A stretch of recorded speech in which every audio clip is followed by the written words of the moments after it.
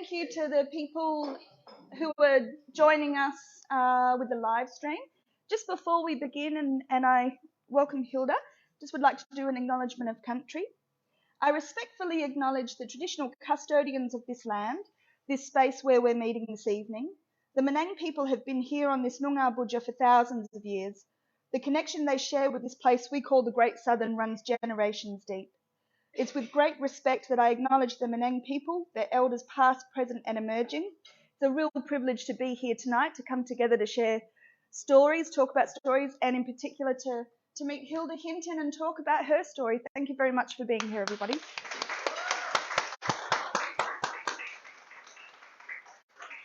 Hilde, this is so exciting. We've all been so excited to meet you. Can you hear me all right? I can hear you. How am I sounding? You sound fabulous. Just as I imagined you would. Great. So, this is fabulous. Now, I was hoping that you might wear your yellow scarf. Oh, my gosh.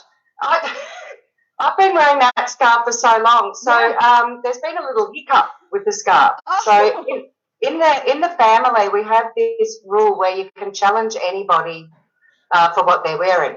Yeah. And you both then try it on, and whoever you're with gets to vote and they get to keep it. So my scarf's actually having a little visit with somebody. Yeah, okay. Yeah, because we were just talking earlier, and lots of the stuff that we were watching in the lead up to being with you this evening, you're always wearing that fabulous scarf. And where did you get it? Did someone make it for you, or where did you get it? No, I've just had it for years and years and years, and my partner calls it my poo scarf. It's not very popular. Yeah. I mean, I just love that scarf. It's kept me company in so many places and for so long now. Yeah. And this one ended up being alone. Yeah. So I haven't lost it altogether. Well, it's certainly iconic. Now, you can see me now looking at you, but you're also on this lovely big screen, so I won't be making eye contact with you for this.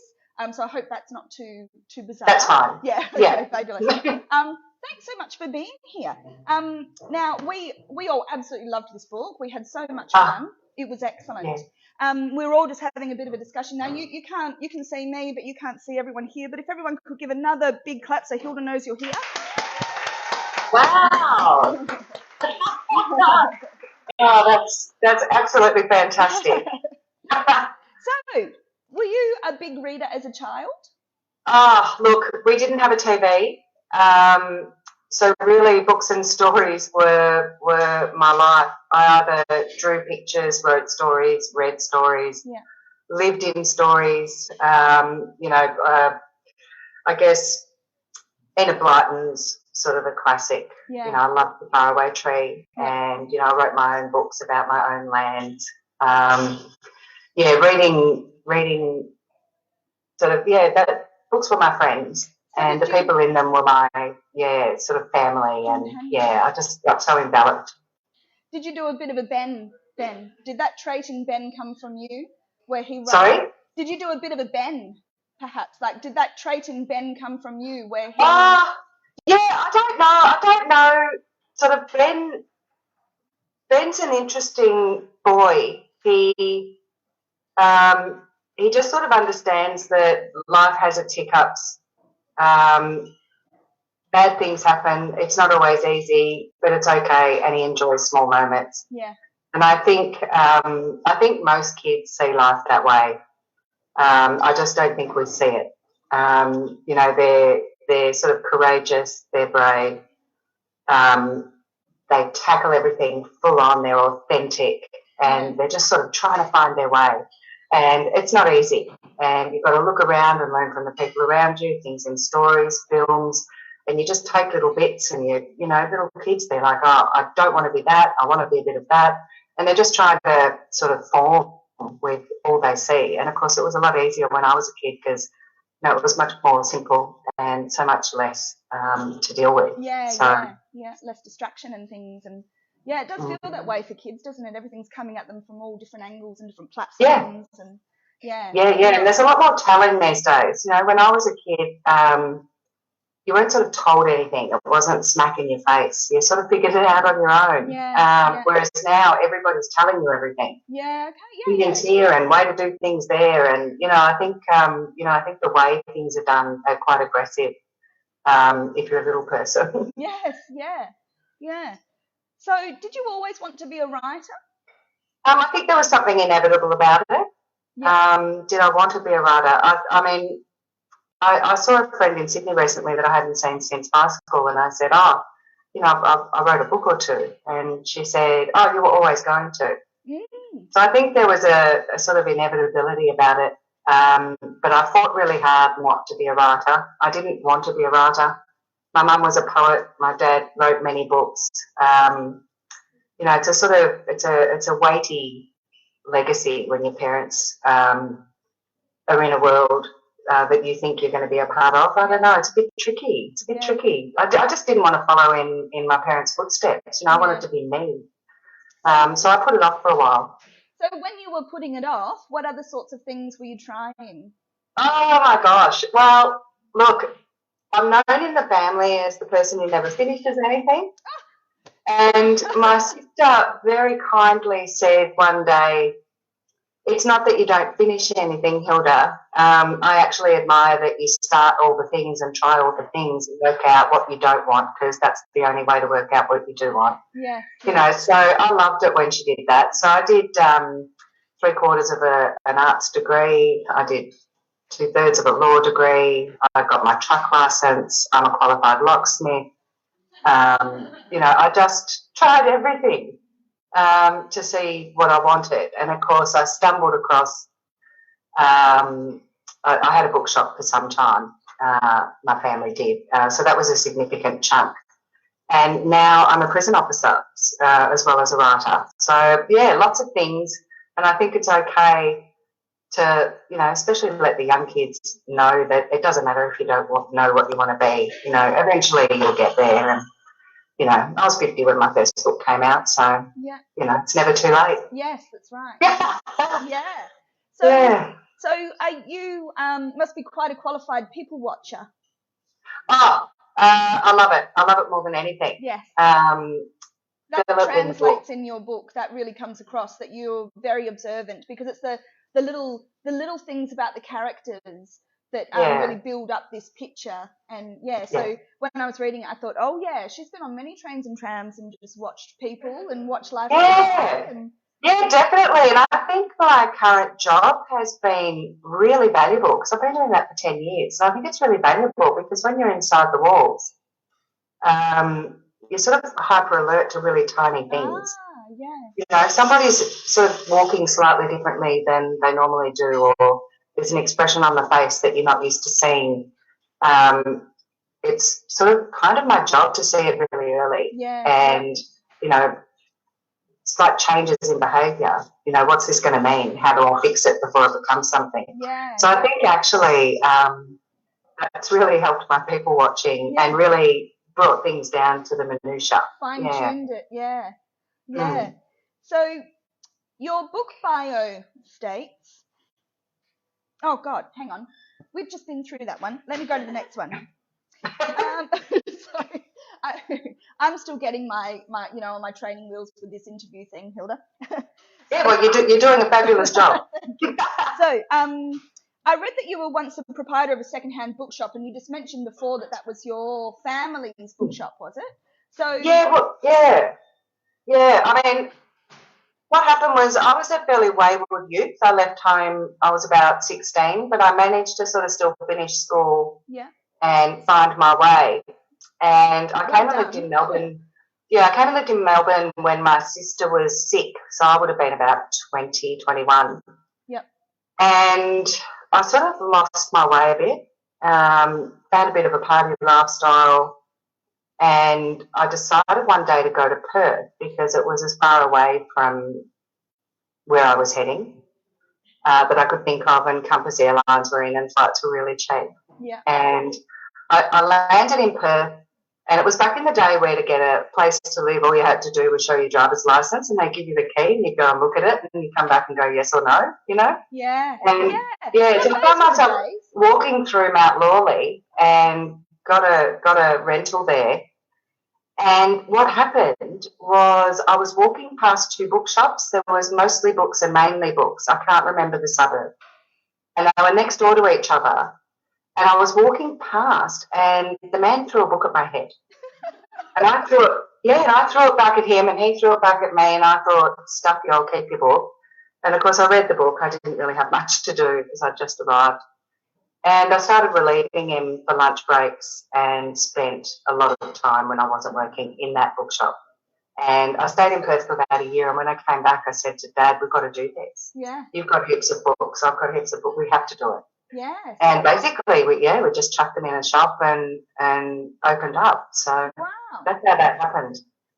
Yeah. That's awesome. So why did he throw a book at your head? Did you ever discover why? Well, look, Dad went back and saw him years later because I said, oh, the old man in the shop, he's changed my life. And often people who change your life don't remember you, know. Yeah. And I said to Dad, I wonder if he remembers me, because all we're doing is really because he threw a book at my head. Yeah. And Dad came back and he said, look, he's actually not that old. He's just more Rolling Stonesy, weathered. Yeah. Yeah. And so I think he saw, that I was sort of losing I'd lost my way a bit and maybe books had helped him and he threw one at my head. I don't know. Do you remember what the book was? Yeah, it was the Deptford Trilogy by Robertson Davies. Oh, and you went on to absolutely love that, didn't you? Was it the whole trilogy in that one lot? Or was it book one or was it a omnibus? No, it was all three. It was all three in one. Yeah, It was the whole trilogy. That's awesome. Because I watched an interview with you earlier and you spoke to that book, that series, and you said you absolutely loved it. It was the grown up book that sort of led me back to books. Got you back into reading, yeah. Oh, that's awesome. That's wonderful. So, I watched something with yourself and your brother Sam, and you were talking about your fabulous book that you both co-wrote, Heroes Next Door. Yeah. And he said that you're a hero spotter. Is that right? Yeah. That you just seem to find, but I think it goes beyond heroes. I think maybe, how is that?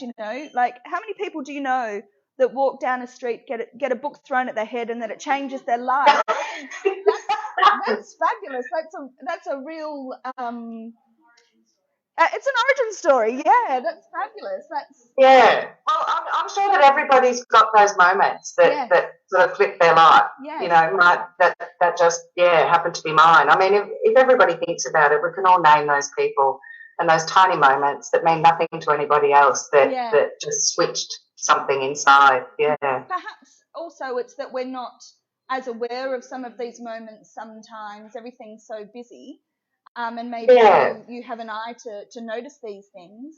And that definitely came up in this book. Your book is really looking at, and I think you say it yourself in the back in the acknowledgements, that it's looking at the extraordinary and the ordinary. There's so much going on in this book. All these little moments for Evelyn and the different characters that could just be overlooked, but actually are really building to something.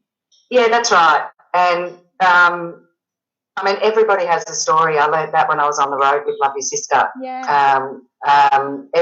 Everyone you meet has a story, and this notion that some people are more interesting than others or some people are more whatever than others is just such a myth.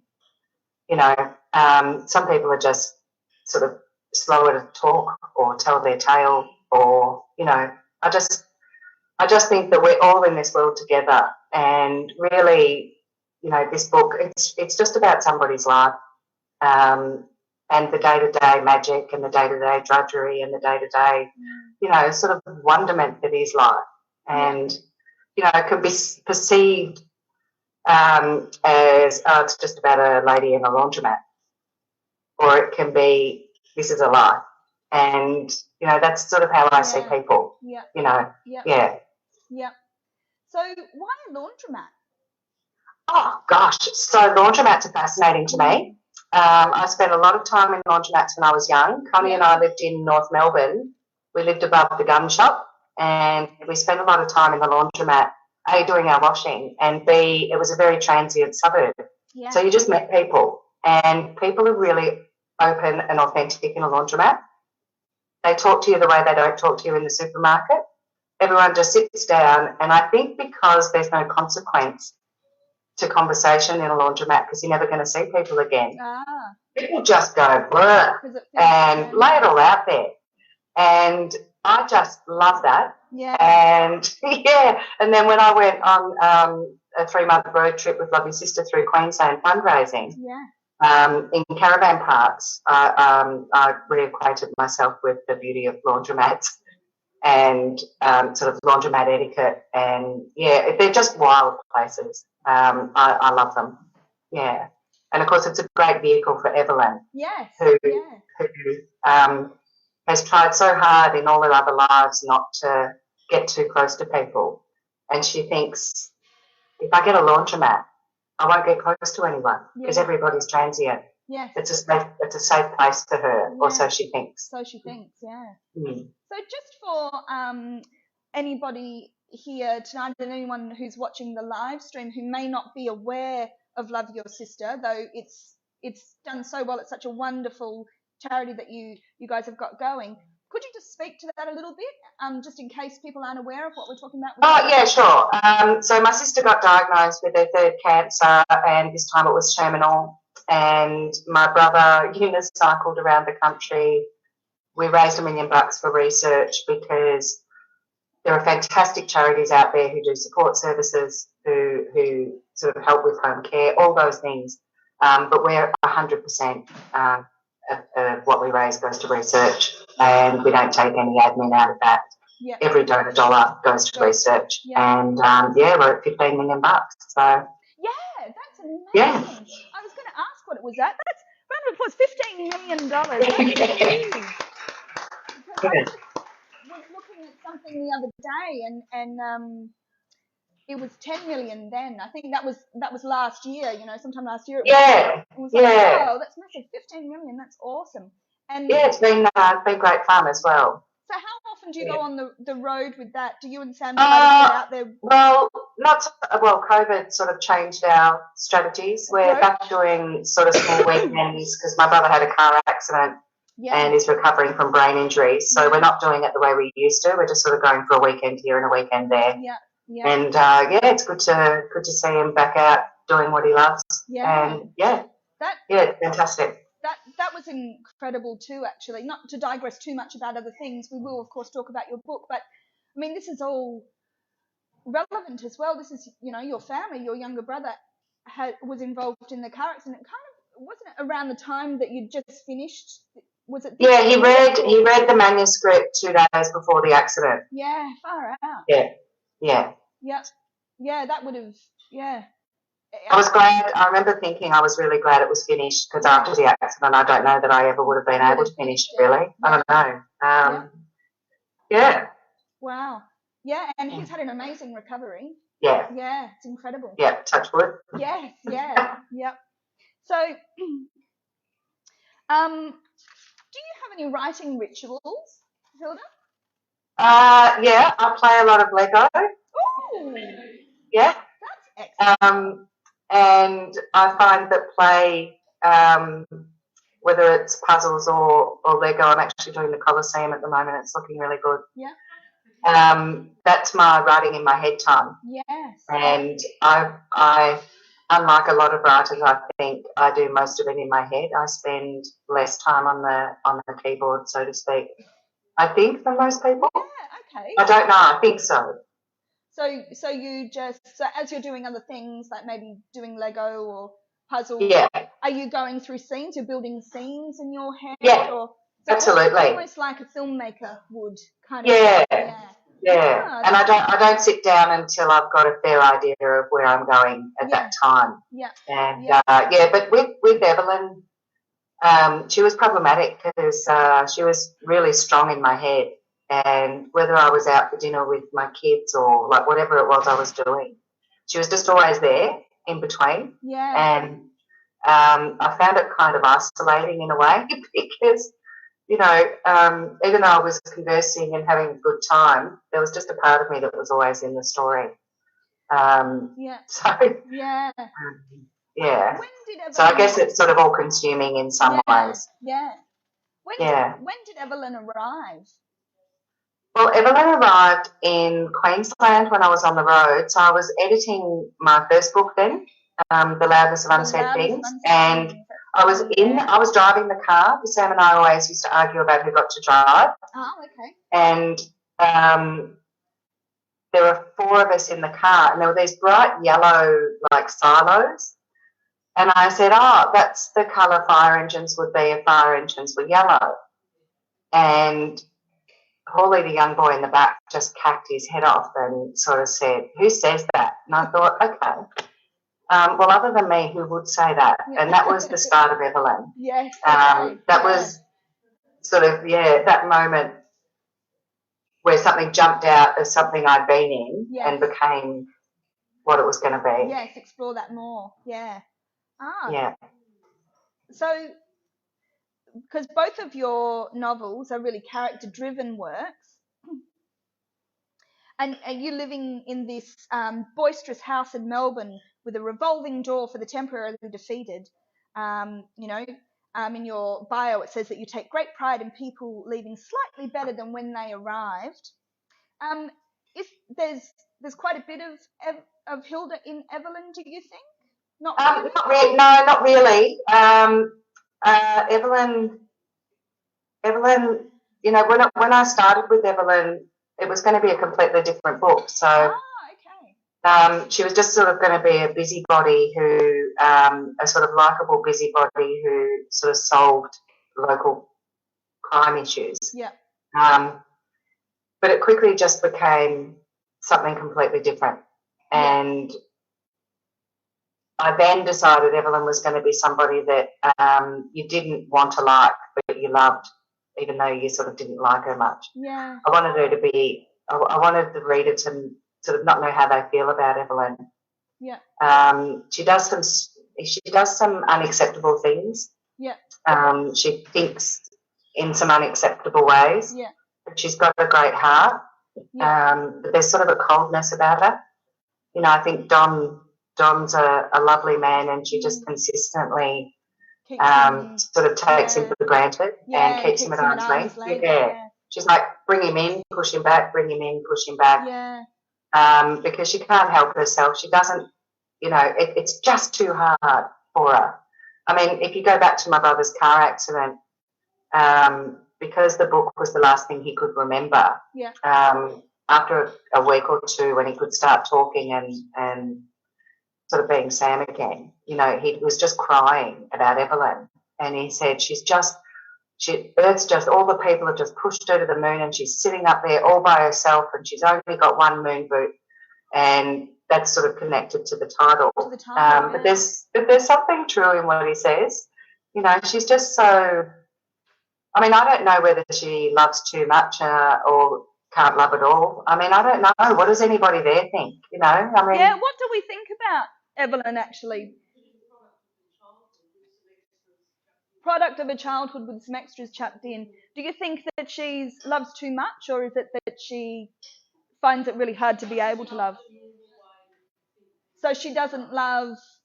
Okay, so she's got a different perspective of what love is, a different kind of definition. Yeah. I thought she was Mary Poppins, for God's sake. Like, I really felt that, especially with her connection with Ben. I just thought, this woman has turned up at exactly the right time for this boy. Maybe it is, or maybe it isn't. Maybe that's just showing my age and that I love Mary Poppins. But I was reading this book thinking, wow, she's turned up right at the moment that he needs her, and then she leaves only when he's kind of able to deal with that loss.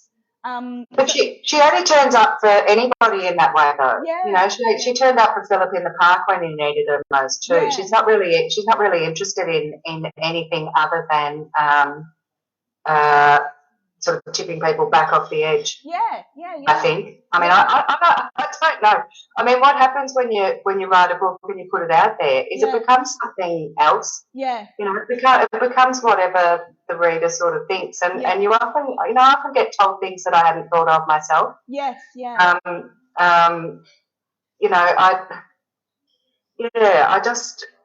the boy, that all sort of developed. Essentially, what happened with my first book is I thought I want to talk about some societal issues and just gently weave them into a narrative rather than tackle it head on. Yeah. So that one sort of covered. Obviously that was quite linked to my life because my mother suicided. So I sort of touched on mental health in that one, and with this one, in my mind, I wanted to tackle addiction.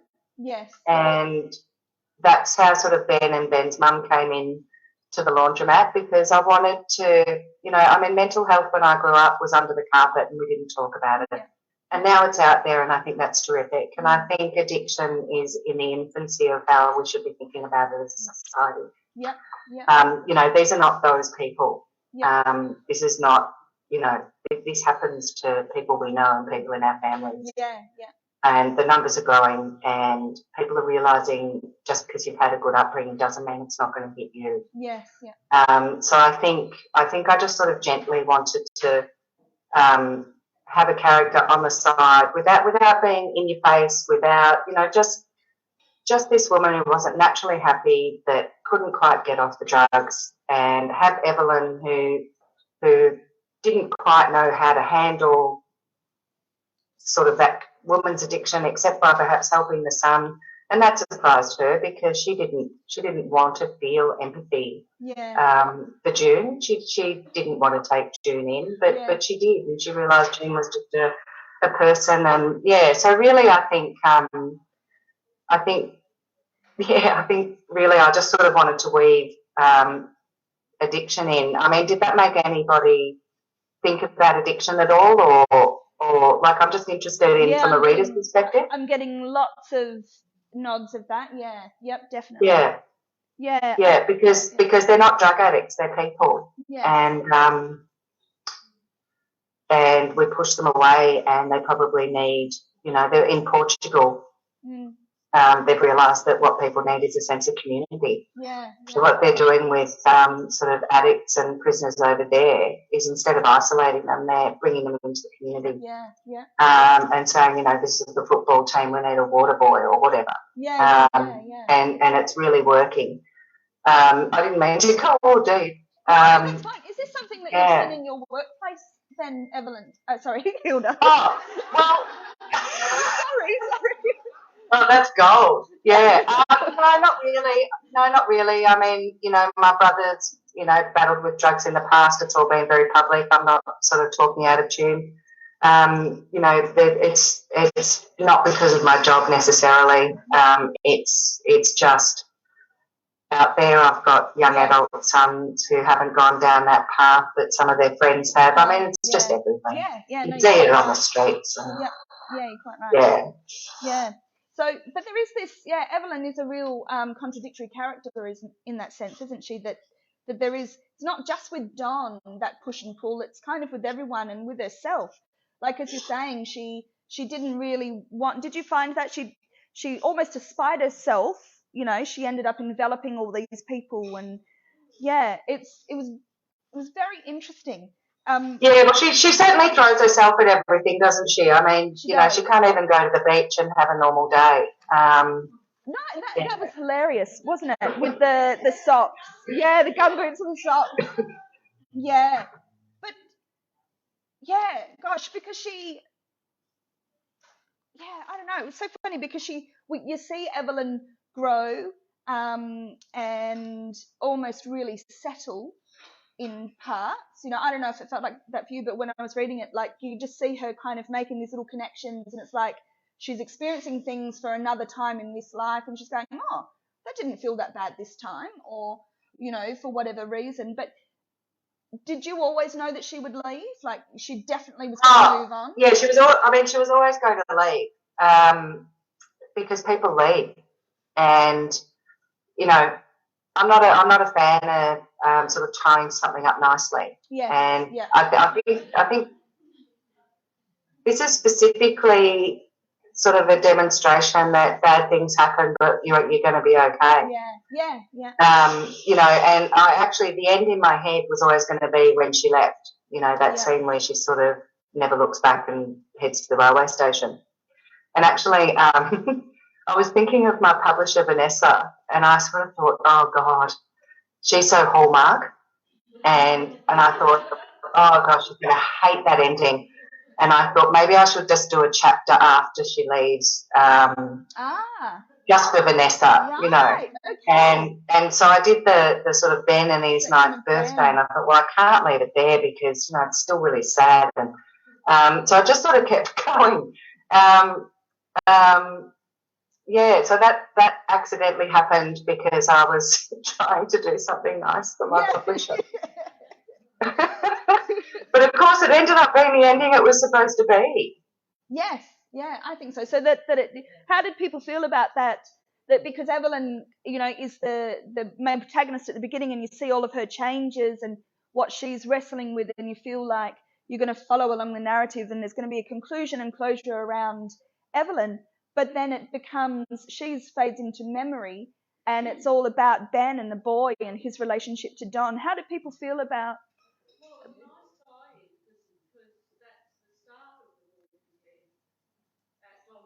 Oh, interesting. Yeah, okay.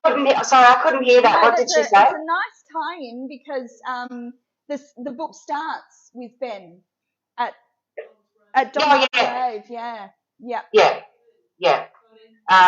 it does. Yeah, I mean, I tend to write books chronologically. But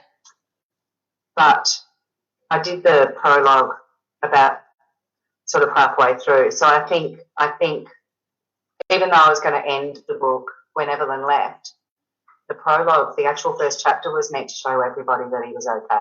Yes, okay. It wasn't, yeah. But I mean, it was such an accidental book. You know, I didn't know which characters, when I was talking about the laundromat, that were going to become main characters. You know, I didn't know the man in the beige suit was going to become Philip. I didn't know that. Yeah. No, I mean, who knows? Maybe the man with the dog could have been a main character. I just had no idea. But I think, it just became what it became. But that was good. It was great fun. Too.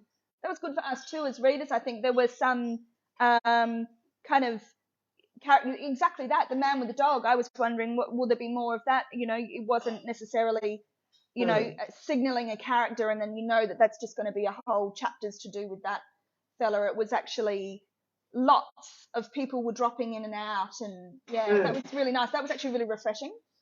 Yeah. I mean, Sam always says I always have too many people, and I know what he means. But of course, with the laundromat, I was allowed to. Yes, exactly. I got away with it. Does anybody have a question for Hilde? Oh yeah, yes, Sally. Oh yeah. What was that? Sally would like to know, why is it that Evelyn can pick locks? Why did she need to pick locks in a previous life? Because we never know anything about her past life. Do you have an idea of? Oh, well, that happened organically too, because I mean, I realised she had a drawer of things past, but I didn't want to do too much of her past because I wanted people who read about her to imagine what it was like. I mean, obviously there's that scene where she remembers being teased by her cousins, and sort of small little moments. And I think there's a baby booty in there. There's you know, there's some things that indicate. But the the lock picking kit was really, it was just a tool to enable her to get closer to Ben because he lost his key. Yeah. It just happened. You know, the zoo just happened because, you know, I went to the zoo that week. And by then she was fairly entrenched in my mind, and I thought she'd probably, you know, what would Evelyn do at the zoo? Christ, imagine going to the zoo with Evelyn. So really what I was doing was, you know, and I went to the beach, and I sort of did all these things just to see in my mind what Evelyn would do. You know, which is of course how Philip came about, because I was on a tram thinking if Evelyn was on this tram, you know, and I actually just saw a man in a beige suit sip his water bottle elegantly. So yeah, I just sort of wandered around, wandered around the place, imagining that she was sort of sitting next to me, I guess. Yeah. Yeah. Was there what were some of the things that didn't make it into the book? I wonder. Was there much? Oh, yeah. Oh God, there was this amazing chapter where Don and Evelyn danced the night away. Oh, yeah. It was a beautiful chapter, and what happens is, so I've got a computer, I've got notepads, and I've got a work computer. Not that I write at work, but because I've got so many places, like I might send an email to myself. So I've got some of my story in email, I've got some in sort of pen and paper, I've got some on this computer, I've got some on a stick. And eventually I just sort of put it all together. And I found the dance chapter a week after I'd handed in the manuscript. Oh, yeah. And I just went, oh my God, this is such a beautiful chapter. And I rang my publisher, I rang Vanessa, and I said, oh, there's this chapter where Evelyn and Don, you know, and she said, do you really want to put it in? You know, do you think it would ruin anything? And I thought, oh, it probably would. Yeah. Because it would have, I think, given the reader too much investment in them, and too much poor Don, and too much how can Evelyn, I don't know, I just, in the end it was right not to put it in, but it's a beautiful chapter. So I mean there are things that don't make it in, but there are a few others as well, but it was all because I couldn't find it at the time. Yeah, okay. Not because it didn't make the cut. Mind you, I didn't dress up in a statue costume in real life. Nor did I have a breakdown in a petrol toilet, but I found a really disgusting petrol toilet once and just thought, oh, wow, imagine Evelyn having a breakdown in here. Yeah, my gosh. So what do you think happened to Evelyn? Probably the same thing in different incantations forever until she died. Yeah. So she'll never really settle? No. Maybe she went and sold chestnuts in the forest. I don't know. But it wouldn't have lasted long because you know similar things would have happened. You know there would have been someone at the chestnut stand that needed a hand, and all of a sudden there she goes again. I don't know. What does anybody else think she did? Well, this is something that we were all talking about before we started this chat with you. Not that we really had any ideas, did we, Monica? But we were just thinking, like, we really thought that she might have settled, that this could have been, you know, because her age is undetermined as well, really, isn't it? No. Like, the time and place is actually not totally clear. So, you know, this could have been the point where she finally puts down roots, and reading it, you're kind of hoping she does. And yeah, maybe. I mean, I don't know. I mean, in another bit I didn't put in was her coming back. And having a look at Ben's drawer of things past. And she breaks into the house and goes there when one time. And of course it was a terrific sort of chapter because it showed that she was still tired and invested. And I can't remember whether she didn't leave anything to let him know he was there. But there was a sort of scene where he'd sensed and sort of looked and she wasn't there. But I didn't end up doing that. Because I mean, when people leave, they kind of leave, and all those things about going back and breaking in really are just something that happens in people's minds. We've all got regrets, and you know, people we wish we'd followed up on, and we never did, and life goes on, and all of a sudden it's too late. Just have to keep moving and on to the next thing. That's something. I mean, maybe I do that a little bit. I don't know. I don't think I do. I mean, I'm settled. You know, I mean, we moved every year when I was a kid. I moved every year as a grown-up until this house. So, maybe there's a little bit of gypsy in me. So that's not a wrong line. no, You know, it's not no. it's not sad. It's not sad that she can't settle. It's just it's just not for her. Yeah, exactly. And it's that's a beautiful quality about this book too, is that it is realistic like that. You know, like Yeah. so in particular the relationship that everyone has with June, and then she inevitably leaves. That was heartbreaking. A few of us were talking about tears when we were reading that. Like, Yeah. we Yeah. were all I mean, crying. it's got some sad moments, Yeah. you know. But I mean, I think my publisher described my first book. She said that I do happy sad really well. Yeah. Yeah. And then, she sort of added funny. She said, "You do happy sad funny," and I sort of thought, well, I think that's what I do. Yeah. Because you've got to have a laugh along the way, Yes. and you've got to sort of clutch the pearls and just sort of think, oh, that's so, you've just got to feel. Basically, it's all about getting all the feels. Yeah. Yeah. Yeah. Yeah. I mean, that's what I want when I read a book. Yeah. I want to feel. I want to get to know people. I want to, So I don't know. Yeah, I think that's what I do. I think the thing that I loved most about this book was Don. You know, the growth of Don, and then that Don ends up being the primary carer for Ben, and that's just a massive, beautiful purpose for Don. And those guys never get a leading role. Yeah. You know, I mean, this is your classic nice guy that we all know. We've all got one in our family. We all know them. We've all not got together with someone because they're nice. I don't know. You know what I mean? Yeah. They're everywhere, and they're never a main character. And I just like, stuff it. Let's go for it. Because sort of, I'm not specifically gender sort of dividing, but I'm talking about that type of man. Yeah. And I'm allowed to say that. Yes, you are.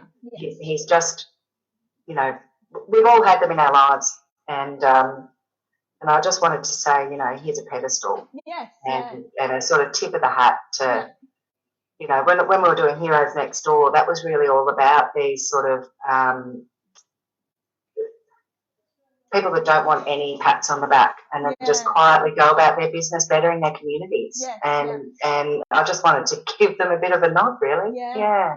I mean, I love Don. He's great. Yeah, he really was. He was incredibly patient, wasn't he? That was a really beautiful thing, that he just let Evelyn be Evelyn and have all the space she needed to be Evelyn. Yeah, and I guess and that's what made it so sad, because I mean, how can that not be enough for anyone? Yeah. I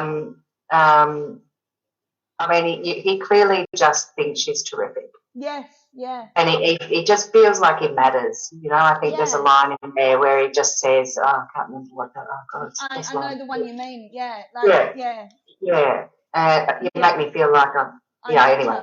Exactly. That's what it was.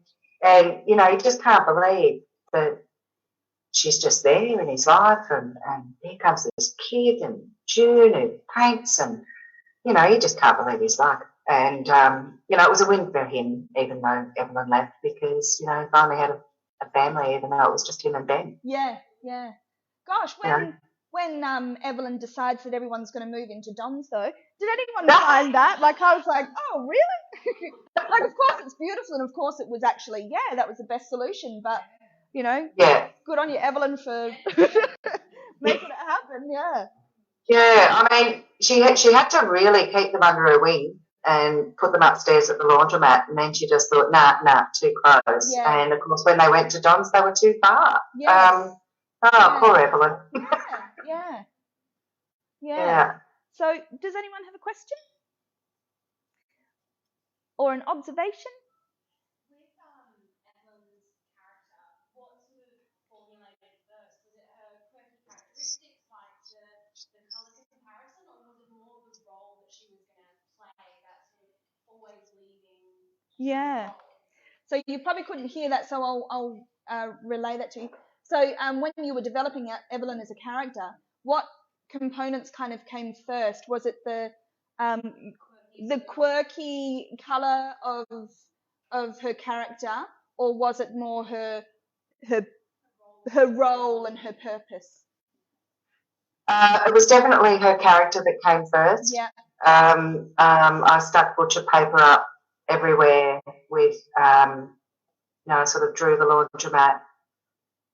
I drew what I see as the village, and then I just made a big list of the flaws, foibles, characteristics, and it just got bigger by the day, and the rest sort of followed suit.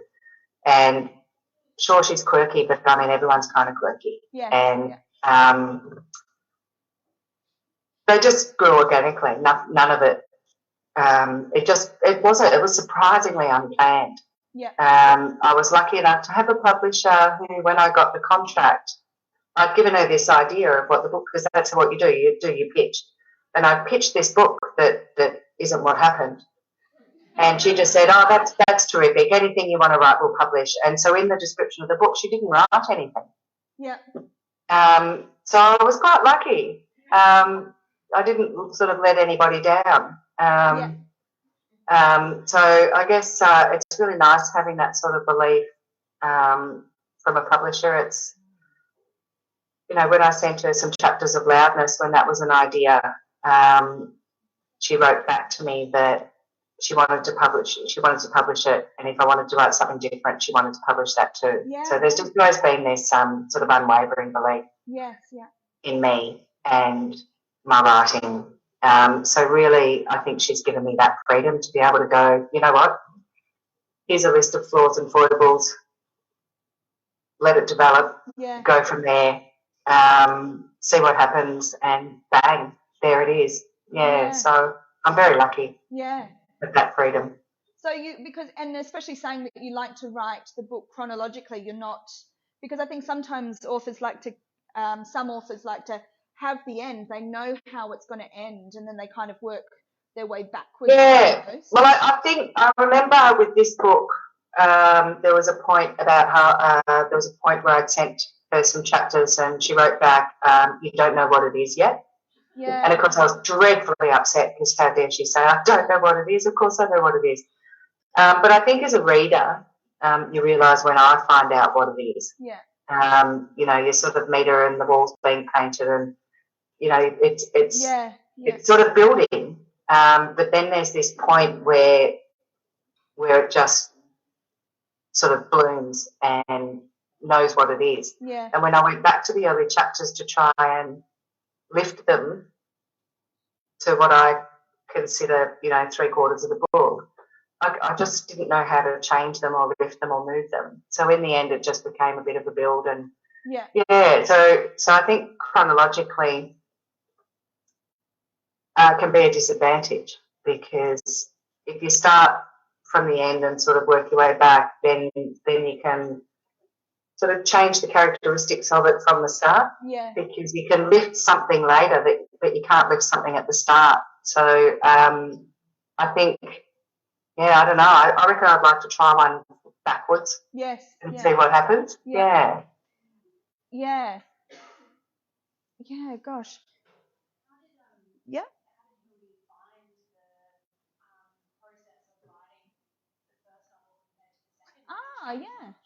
Yeah. What was it like comparatively for you, the process from writing the first book, Loudness, to writing Solitary Walk on the Moon? That's a really good question, because the Loudness of Unsaid Things was so autobiographical, and somebody said to me, "You've got a lifetime to write your first book and a year to write your second." And there's some truth to that. So I think the challenge of doing something fictional was quite daunting, because I think Loudness is a really good book. I think it was a great way to just go, "Hi, I'm here." And then how do I follow that up? So I didn't really sort of consider myself a writer at that point, because it was so autobiographical. So I think the way I got carried away with Evelyn, I couldn't do with myself. So the first one was it was harder, because I was sort of fictionalising my life. Yeah. And, that's a tricky process. So the strain of the story is mine, but the other bits aren't. So I found that harder. But once I had Evelyn in my head, I think the biggest difference was what I was saying before, how she just got into my head and I couldn't do anything without her. Yeah, yeah. You know, I couldn't play darts with my brother. I couldn't sort of do anything fully because she was always there. Yeah. And I miss her. And I really, really miss her. And she's still there. She's just sort of leaving now because I've got some other people coming in. Yeah. But you know, she's just so dear to me. Yeah. And the sort of connection I had writing this book was much stronger. Sort of much more visceral. And I think this book's so much better than my first book. Although some people would agree. Yeah. Right. So why do you feel like it's better?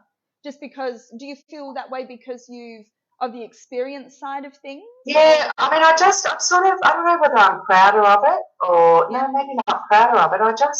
I just think it's more engaging. I think there are more sort of bang sentences. You know, I think it's really tidy and I think it reads well and, you know, it sort of surprised me, I guess. Yeah. Maybe. I mean, you don't press send if you're not happy with something. Yeah. And this sort of myth that you're not allowed to be up yourself or whatever. Like, I'm not being up myself, but I'm really proud of it. Yeah. And, you know, of course you don't put your name on a book if you don't think you've done a good job. Yeah. You know, you don't, and that's across the board. You know, we all do that in our lives. Yeah. And, you know, I'd like to see a bit of pushback on that myth that you can't be proud of yourself or you can't, you know, like something that you're doing. You know, that Australian tall poppy thing and, you know, sort of bleeds into the individual and we're all cutting ourselves down all the time. And I don't know how I got onto that topic, but I'd like to see that. I'd like to see a bit more pushback. You know, what about anybody who's sitting there? I mean, just think of something you've done recently that you're proud of. I mean, isn't that great? Like, you know, because we've all got those moments. I mean, they happen all the time. You know, you just sort of go, oh, you know, and of course you're not allowed to say so. You know, you can't go, oh, look what I did. Everyone goes, oh, love yourself much. You know.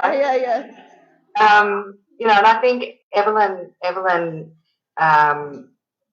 when she's proud of herself, you know, I just love it when she thinks she's done a good job, and she thinks she's done a good job a lot. She really does. You know, you know, she's forever thinking that she's the best helper, and Christ, where would these people be without her? And you know, I really like that about her. I think that was a really interesting tension in that character, that sometimes she is so pragmatic and you really go like, yeah, right on, Evelyn, and then other times she's like painfully, naively stubborn about things that you're just like, oh, for goodness sake, you know, just let that one go, you know, but it's a really beautiful tension that plays out. Yeah, well, I mean, it's kind of like a bad smell, isn't it? You sit there and you go, ugh, and you keep smelling it. I think, you know,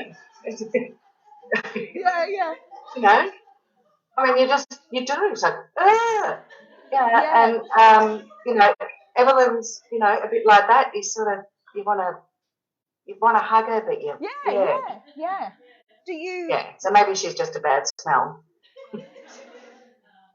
Do you think that you will revisit Evelyn maybe?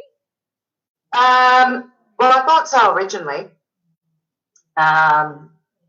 but I mean, she's gone, and you know, I think it's nice that I think even me, some people who've read the book are like, oh, what happens next? Yeah. But no, she's in the bag. She's done. Even though she sits on the tram with me from time to time. She'll never be in covers again. It's, you know, time to sort of move on. And the characters that have kind of moved in, were they surprising? Were they as surprising as Evelyn, or? Yeah, well, I'm struggling with the new. So first of all, it's a pair. It's two women. Yeah. And I know you can't call the book "Can I help you with that?" but it starts with "Can I help you with that?" Yeah. And there's a sort of woman who's been so worried about she's just beige, or so she thinks, and her life's beige. She's kind of flat, and she's lost her keys, and she's in a shopping centre car park, and this woman says, "Oh, can I help you with that?" And this sort of vivacious sort of friend, they go and find the keys and have a coffee and have a whale of a time. And so it's these two girls, and the "Can I help you with that" lady? You sort of never quite know if she's psychotic or not. Yeah. Because she's so invested in anyway. It's needless to say the friendship, because friendship is complicated. Yeah. You get so much out of it, but it also sucks sometimes, like as in takes it out of you. And the beige, I'm calling them "Can I help you with that?" and beige lady at the moment. Yeah. So beige lady, if you go further in my head, she's sort of sitting in the backyard, even less capable and doing even less than she was before, despite having this friend who's always trying to lift her up. So she goes up, she goes down, and it's going to be it's a really interesting study in friendship and toxicity, and love, and sort of veils and trickery, and that's what it's going to be. That's not a very good description. No, but that is actually that actually is a good description, because that's something else that you do really well, is the whole exploring the light and shade of the human experience and interaction. Yeah. So that. And what you think is good and positive isn't necessarily, and where's the? I mean, it's kind of the French Parliament is circular. Yeah. So you have the right sort of coming around to the middle, and then the left going around to the extreme left, and the extremes sit together, and really there's not much between them, because they're both just extreme. And I think sort of if I look at friendship in that circular way, and just I don't know. I reckon. It's basically a study of. I mean, don't we all have those people that you look back on, that you trusted, that you sort of thought the world of, and they weren't quite what they seemed? And really, if you look at the most extreme one of those, and then look at everyday people, everybody's that in some degree. And anyway, I'm rambling. Yeah, I don't know. I think it's going to be tense. And and the beige girl's dad was a arborist, right? So I'm learning about trees, right? Yeah. So the reason we have pine is pine trees actually give off a scent that protects them. So say I'm a little bug and I go, "Oh, this is a nice tree to eat." That scent, I can't even go near that tree because it protects itself, right? And there's other trees that give off a chemical that attracts the enemies of their enemies, right? So say I'm being attacked by something, I go with a chemical, and whatever eats that comes in. So trees, I know, they're really interesting, and I think there's really likenesses to people in all this stuff. So there's going to be trees. Yeah, that's awesome. Well, talking about the pine scent thing, that's almost like, I actually thought of Evelyn, because she kind of did that at points in the book, didn't she? She just kind of just emitted this little protective barrier around herself. Force shield. Yes, exactly. So this amazing action. Gosh. I don't know, is there anybody there that's writing a book? Oh, do you know, we actually do have some writers in this group, but I don't think any of our writers here tonight, I don't think they're actually here for this one. No, but we do have some writers, a couple of published authors in this group. Yeah, and What about secret writers? secret writers, secret diary writers, journals, people keeping journals. Yep. There's yep. Over this way, we've got a secret writer. Yeah. Yep. And lots of avid readers. And I'd love to write, but I think this is a really big thing. You know, you were talking before about proud and being allowed, just allowing yourself to be proud. I think there's, you know, social media has kind of pushed us in that way. There's all this hyper perfectionism, and I find definitely I give myself a really hard time about lots of things that I do. So it'd be lovely to step into a space to just write and just do. And How did you get into that space yourself? Well, I mean, I wrote a book when I was about 28. Yeah, and I stopped writing, and it was actually, I mean, my brother and sister had written a book called Love Your Sister about sort of family and the charity. Yeah. And after my sister died, Sam was going to write the sort of last funny bit, and we were going to bring out a new edition for Mother's Day. Yeah. And he didn't sort of quite get around to it, and the deadline was looming. Yeah. And so they rang me and said, you know, can you step in? Yeah. So I did that, and what it reminded me was sort of after I'd finished, I had to do 10,000 words in 10 days or something, so it was quite intense. Yeah. And of course, I remembered from way back that sort of big hole that was left after I'd handed it in. Yeah. There was a big hole. I had that huge hole after I wrote that book when I was younger, and sort of decided not to go any further, you know, just this big gaping missing thing. And yeah, so I decided to fill it this time instead of walking away again. Yeah, yeah. Yeah, it's I can't remember who was the author that said it, but he said the only thing worse than writing is not writing. Yeah.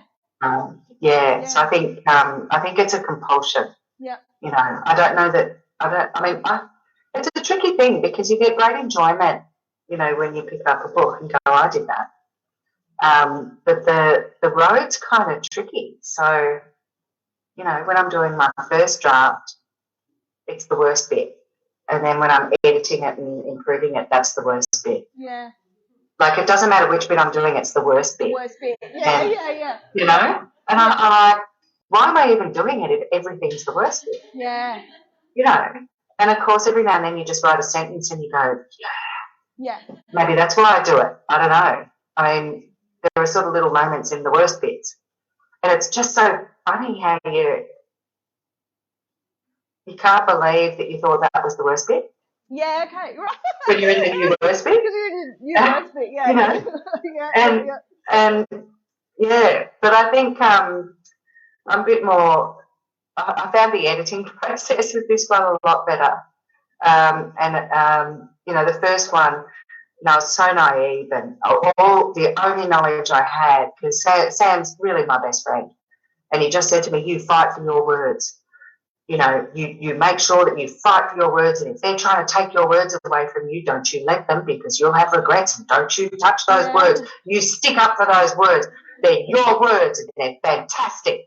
And, you know, that's really all I had. And so when I got the things back with all the markings, you know, I remember my first got very upset because the child in Loudness was about 7, and she has a mini half pencil. And in the margin, they'd written, it's either a half pencil or a mini pencil. It can't be both. I'm like, yeah. It's a mini half pencil. She's 7. Yeah, she's 7. I'm like, that's what Sam meant. You fight for your words. Yeah. Yeah. So, of course, what you can control as a writer is what's inside the covers. Yeah. So you can say to an editor, yeah, I don't think so. So my way of saying no is it's a style choice. I like that. Yeah, that's good. Yeah. And of Might course, use that at work. and all they're trying to do is make the book better. Like they're not trying to attack you. Yes. And so I realised with the second one, they're not trying to have a go at me, you know, because I'm not a fan of the Oxford comma. Don't you put commas? I didn't want a comma there, or I would have put a comma there.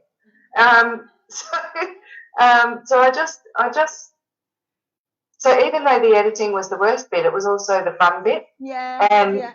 you know what I mean? So I think it's a strange sort of pursuit because you just have to be so. I mean, I'm an authentic person. I'm who I am, no matter where I am or who I'm with. But when you write, it's just this new level of nudity and exposure, and it's just here's all my insides. You know, I thought I was already giving everyone my insides. It's really exposing. Yeah.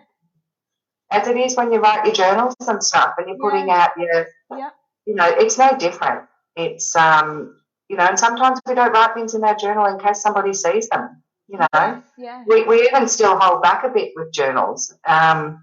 Whereas when you're writing, you can't hold back, or it just won't work. Yeah. You know, it won't be readable. It won't be believable. So it's just all your little bits out there. Does anybody have any final questions for Hilde? How do you decide what to leave out? You know, I know you left the chapter because it was floating around. I'm a bit like that, and I sort of stuff too. So all over the show. But how do you decide? You know, I won't even bother putting that in because you've written it. So I could hear the how do you leave out what you leave out. How do you decide what to leave out? Because just following along from what you've just said, because you've written it. You've written these things. How is it? Yeah, how do you go about deciding what really won't make it? Now that I'm in the early stages of the next book, I can sort of think about that.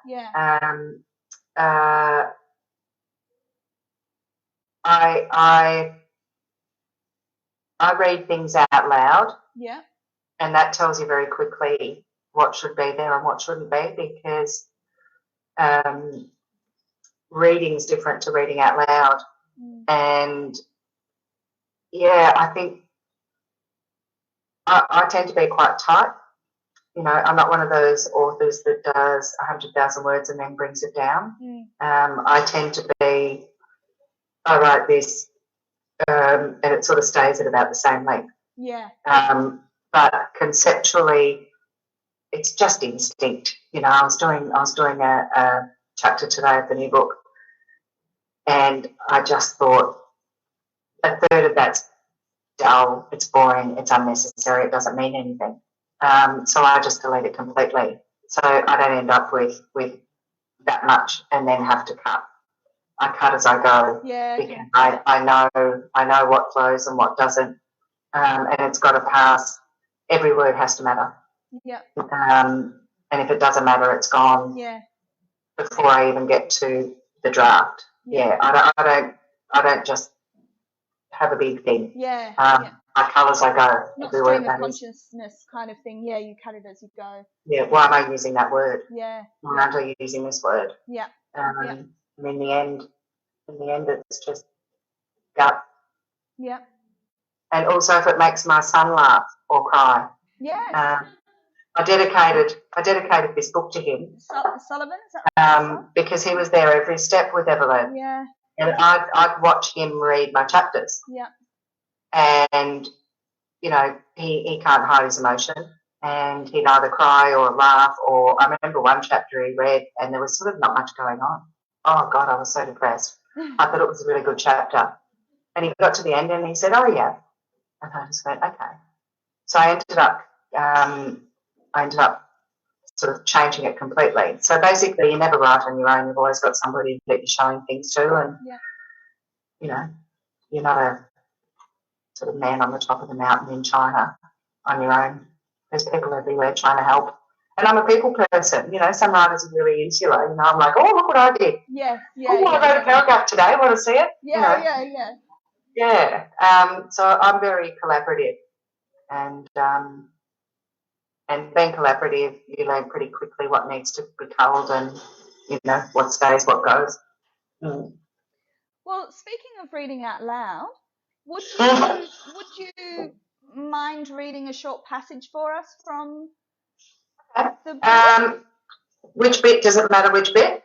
Not at all. Does anyone have any preference? But I think it'd just be beautiful to hear you read anything from the book, actually, because it's one thing to read a work, and you're quite right. Writing is quite different when it's read aloud. It's one thing to read it yourself. It's another thing to hear an author read their words. So if you wouldn't mind reading a little bit. Yeah, I mean, it's hard to choose, isn't it? Because God, look, I've got so many I love the bits that break my heart, but I might go from a bit of the swap meet. Yeah, is that okay? Yeah, that sounds great. Yeah? Yes, please. Evelyn was excited to be going to a swap meet, even if it was a model train one. She admired people who embraced their interests and created their own communities with others, although she was surprised to see so many people standing in line at the town hall. Philip was at the top of the stairs. As she made a beeline for him, each person she passed became displeased at her pushing in. She waved and called his name the whole way, as did he, but the fact that she was clearly joining someone didn't even dent the annoyance of those in her wake. When she stood next to him, her nose prickled. She followed the smell. There was a man nearby in a coat that was shiny with ingrained grime. His face was similarly grubby, and Evelyn thought he looked like a chimney sweep from a different century. When he smiled, she saw he sprouted a few stumpy black teeth, and she put on her best neutral face. The group of men around Philip continued their talk of trains as though she hadn't even arrived, and Evelyn noted that she was relegated to the bottom of their social ladder, along with smelly old mates standing on their periphery. Evelyn checked her watch and saw there was still an hour to go before the doors opened. She asked Philip if he'd like a coffee. He shook his head, but the two men next to him asked for cappuccinos, seeing as she was going anyway. Now that they wanted something, they were prepared to introduce themselves. One was a tall, bird-like man who scrunched his nose every few seconds. Evelyn wondered if it was a tic or whether he was unable to ignore the smelly elephant in the room. The other was a jolly, ruddy-faced man who could have been anywhere between 50 and 80. It was always hard to tell the ages of happy people. She did a double take at his pale blue overalls, as she didn't believe anyone over 10 should wear them unless they were working. Evelyn returned with 4 coffees, handed one to the birdman, one to the chubby, ruddy, overalled cartoon man, and one to the smelly man, before taking a large swig of her own. I didn't know if you had sugar or not, she said, as she handed Smelly Man 3 paper sachets and a paddle pop stick. The man just stood there, frozen. Evelyn became irritated as she held out the sugar sachets. She looked around and saw that everyone else was frozen too. It was like she was stuck in a land where all the people were frozen in time except her, which was not as pleasant as she thought it would be. She pictured herself wandering through them, pinching Birdman's nose between her second and third knuckle, dislodging an overall strap off Cartoon Man's shoulder, wiping the surprised smile off Philip's face, without any of them knowing what had happened when they came to. Perhaps she could even disrobe Smelly Man, hose him down and put him back together again in a new outfit made up of all the extra items from the other frozen people. Philip's scarf, Cartoon Man's extra jumper, and when they unfroze, they would wonder how all their clothes magically appeared on Smelly Man.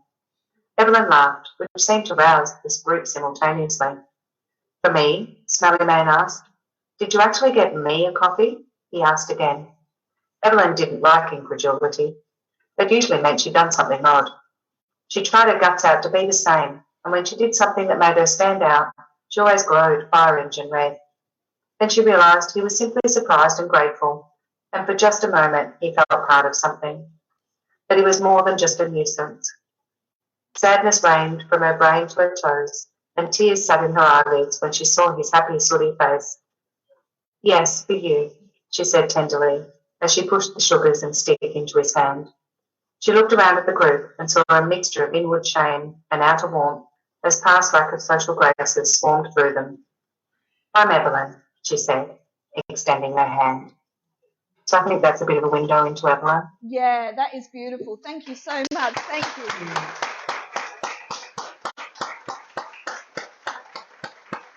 You're right. That's a fabulous snapshot of Evelyn. Yeah. Yeah. And that was a really beautiful way to wind up this session for us too. Thank you so much. Hilde, Oh, well, thanks for having me. it's been an absolute pleasure. Thank you so much. We thoroughly enjoyed this book. Thank you for taking the time to pull it apart with us and look at these characters. And I really hope you've enjoyed yourself. Yeah, I have, and thanks for giving back and sort of, it's just such an honour to hear that, you know, people think about her and sort of enjoy her and dislike her and like her and all the things. Yeah. So, yeah, thank you so much. Pleasure. Thank you so much for being with us. Hilde Hinton, everyone. Thank you.